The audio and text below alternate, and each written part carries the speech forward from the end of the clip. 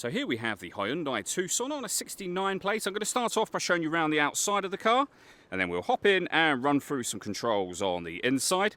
From the outside you can see it's a 5-door car with alloy wheels. We're going to start off inside the boot and then work our way around the rest of the car from there. As we approach the back of the car, you can see we have reversing sensors. This car's also got a reversing camera. Plenty of boot space as well, along with that 60-40 split folding rear seat should you wish to increase this space even further.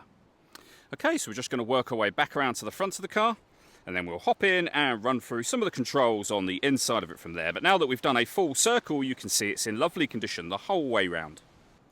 Just briefly before we climb in, I think it's well worth seeing the interior from this exterior point of view. There's plenty to run through on the dashboard, so let's hop in and we'll do that now. Okay, now that we're inside the car, we're going to start with the dials. On the left-hand side, we have the rev counter and coolant temperature gauge. On the right-hand side, the speedometer and fuel gauge. In the centre, you can see the total miles for the car. They are 22,709. Above that, we have a digital readout for the speedometer. You can change information displayed in that section using buttons on the steering wheel. We're on the driving data menu at the moment.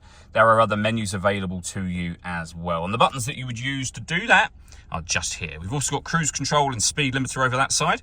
On the left-hand side, we have stereo and phone controls. The phone controls can only be used once you pair the phone up to the car. And that is done over on the central screen just here. If you go to all menus, and then from there you'd hit phone, and follow the instructions on the screen. You can also see up here we have our radio.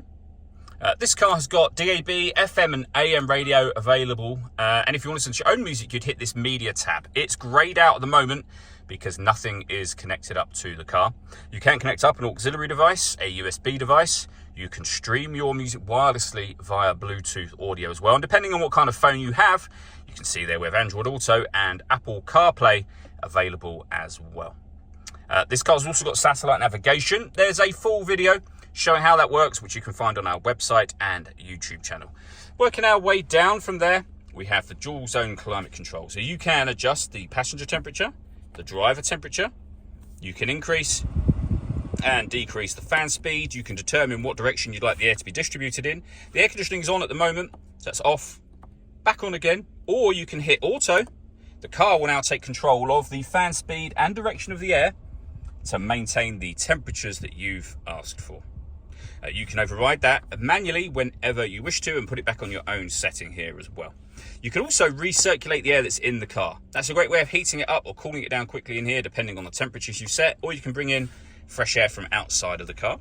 Below that, we have two 12-volt charging sockets, your auxiliary and USB inputs, the gear lever for the fully automatic gearbox of course, and over here on the right hand side we can turn our parking sensors on and off. We can turn off the stop and start. This car is designed to cut out when it's stationary in traffic to save you fuel.